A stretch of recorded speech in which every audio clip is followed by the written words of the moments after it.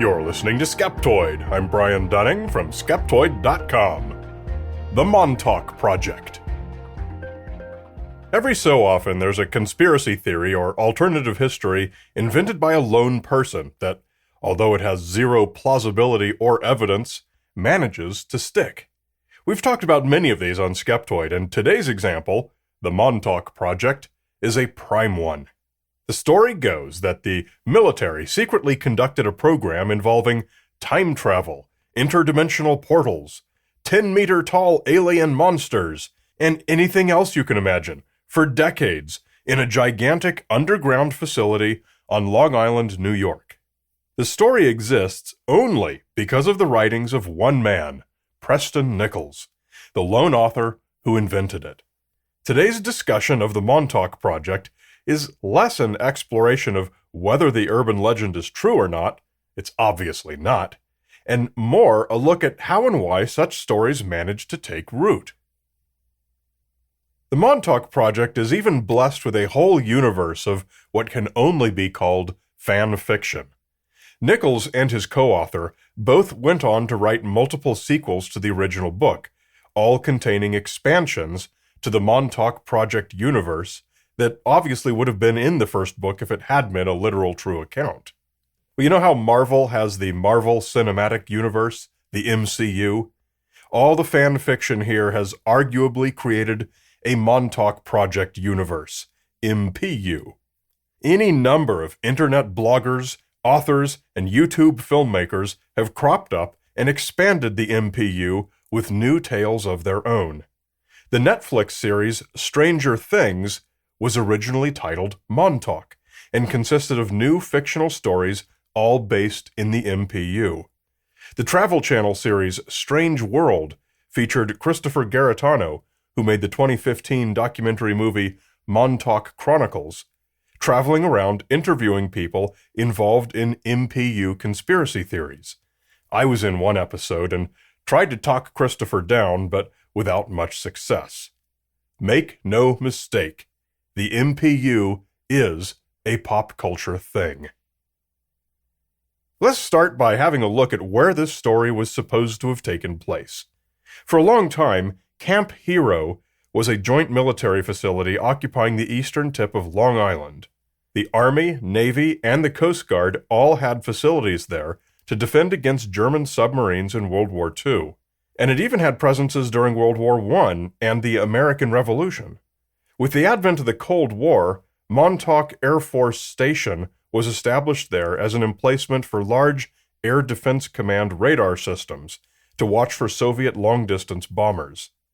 By 1981, the station had been made obsolete by orbital satellite reconnaissance technology and was decommissioned. Its most prominent feature, the huge radar antenna and its building, were simply abandoned instead of being taken down due to their size. The entire installation was vacant and neglected until 2002, when it was opened to the public as Camp Hero State Park, which you can visit today. Hiking trails provide access to almost the entire area, and for a long time they've been talking about reopening the antenna building as a museum. Today it remains somewhat unusual among former military facilities cloaked in conspiracy theories, in that you're free to visit and examine everything in detail for yourself. Nevertheless, in 1992, the middle of that 20-year period in which the facility sat completely dormant, a book was published by a man named Preston Nichols, who died in 2018, with contributions by Peter Moon. Its title was The Montauk Project: Experiments in Time, and it is the very genesis of the Montauk Project conspiracy theory and the MPU. It was this book that tied together the entire story and made it into a pop culture thing.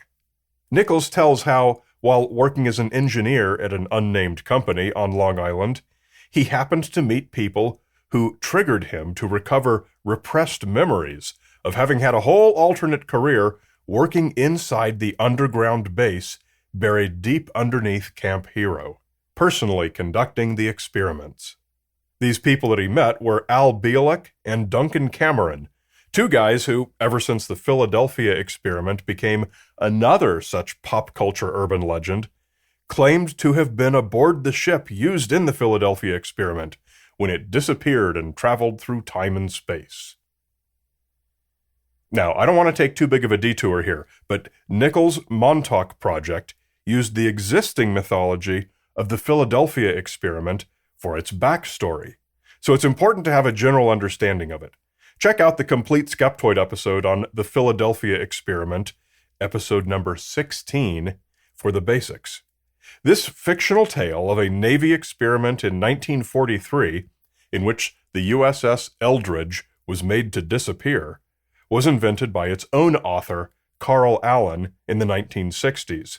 But it didn't receive wide publicity among the general public until 1984, when a pair of UFO and paranormal authors published the first mass-market book about it and the alleged secret government program that created it.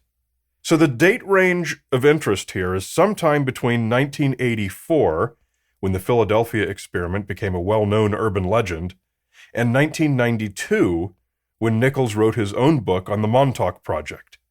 During that period, Al Bielek and Duncan Cameron both, quote, came forward to disclose that they had been sailors aboard the USS Eldridge and had been transported all throughout time in the universe as a result. Now, the Eldridge was a real U.S. warship, but of course it had nothing to do with the Philadelphia experiment, owing to its fictional nature. Skeptical researchers had no trouble in thoroughly disproving that neither man had had anything to do with the actual USS Eldridge, but no matter, promoting that fictional claim is how they both chose to make a name for themselves, and that's fine. Somehow, Preston Nichols met them, learned their story, and concocted his own to weave on top of theirs.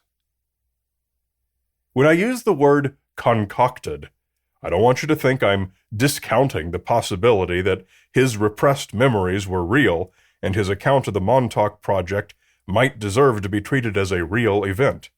No, instead, I'll let his co-author Peter Moon lay it out clearly for you in their book's Guide to the Reader.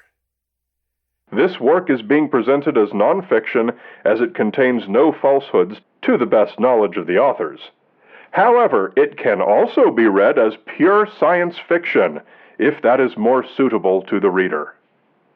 It's not the usual disclaimer attached to actual autobiographies, is it? It isn't really possible to take seriously the sensationalized statement that the book, quote, contains no falsehoods to the best knowledge of the authors.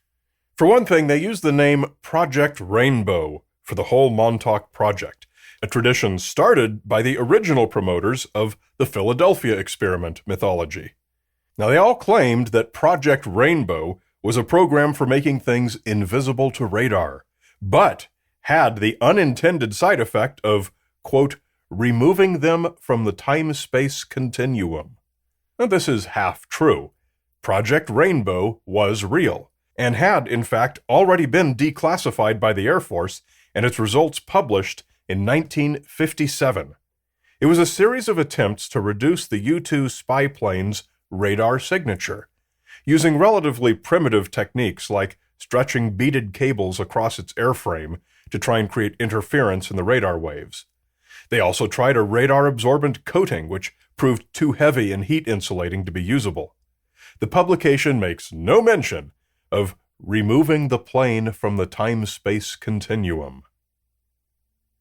Somehow, in Preston Nichols' MPU, this technology expanded into daily use of wormholes through which they sent derelicts, winos, young Aryan boys, and at least 200 to 300 other people to various times and places. They even went to a mysterious pyramid on the planet Mars, as much as 125,000 years in the past, when there were friendly Martians to chat with. They did all of this, allegedly, without any intentional falsehoods, from their vast underground facility buried 12 levels deep on Long Island. We can say with certainty that there are no vast underground bases on Long Island, either underneath the former Montauk Air Force Station or anywhere else on the island, and never have been. This is dictated by simple geology. Long Island is a glacial moraine. The South Fork of the island, the eastern tip of which was Montauk Air Force Station, is the Ronkonkoma Terminal Moraine, formed during the Wisconsin glaciation from approximately 85,000 to 11,000 years ago. It consists of loose gravel called glacial till. Till is hopelessly unstable, which is why there are no skyscrapers on Long Island like there are on Manhattan, which has shallow bedrock. The only way it would have been possible to build large underground structures on Long Island would have been to excavate down from the surface, dig away all the till like you're making a pit mine, until you've exposed the place you want your underground base, build it completely, and then bury it. This would have taken years, would hardly have been a secret, and would have left massive scarring on the surface. We know this wasn't done because most of the site today is old-growth forest. And if you had tried to excavate on Long Island below a couple dozen meters, you'd have created a giant swimming pool, as there's no bedrock until you get well below sea level.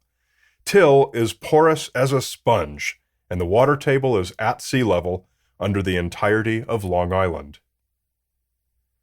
But really, we need little more than the fact that Preston Nichols, supposedly a key scientist there, who personally cut power to the transmitters with an acetylene torch and sent the 10-meter monster back to its own dimension while it was tearing the place apart. Preston Nichols, who while working at this most classified of all top-secret projects in the history of top-secret projects, was allowed to freely write his books, giving all the names and details, was allowed to saturate YouTube with his disclosures of all the intimate details of the projects, and before he died, was allowed by the government to freely take UFO authors into his shed and show them all the equipment he liberated from the secret base.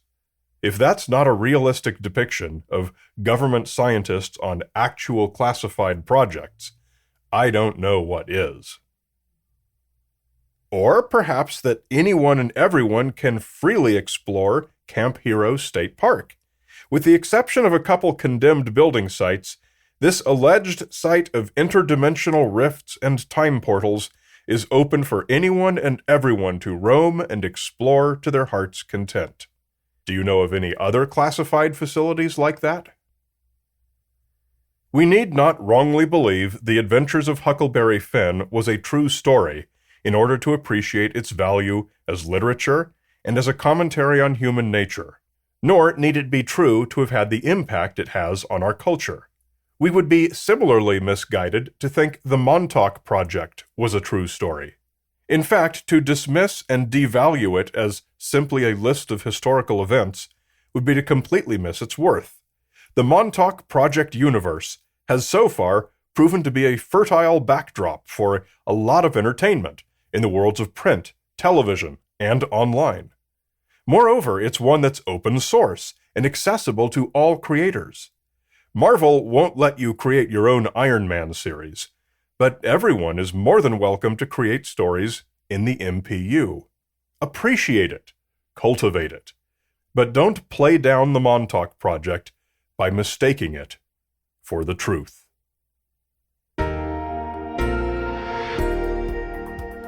But we'll make no such mistakes when it comes to our premium supporters like Glenn, Chuck Villa, Peter Graham, and Ray in Redlands. Your premium membership is what keeps us afloat. If you love this show, then make this a two-way street. For just $5 a month or more, tax deductible for U.S. taxpayers, you can help ensure that this material is out there for those who need it for years to come. Just come to Skeptoid.com and click Go Premium. And remember, the holidays are now upon us, so get the Skeptoid books. Not only are they great bathroom reading, they're also awesome gifts for people who don't listen to podcasts. Get them in our online store at skeptoid.com/store. You're listening to Skeptoid, a listener-supported program. I'm Brian Dunning from Skeptoid.com.